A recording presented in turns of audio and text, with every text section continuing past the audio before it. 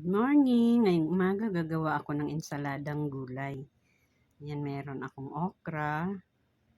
Dalawang klase ito, yung verde at saka yung violet. Meron tayong talong. Meron tayong sitaw. Ito yung kulay violet din. Meron tayong talbos ng kamote, kangkong, at alugbate. Mga gulay na to galing lang sa aming bakuran. Yung mga tanim namin yan.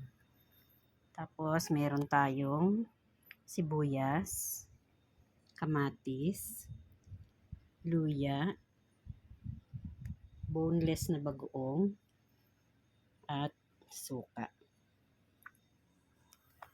So, ilagay na natin itong sibuyas,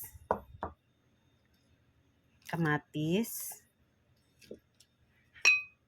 luya, ang ating boneless bagoong, at suka. Tapos, sahaluin lang natin itong mga sangkap.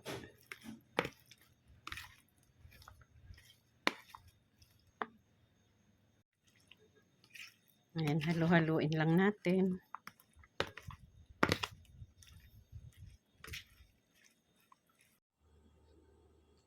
Ayan, ito na ang ating ensaladang gulay.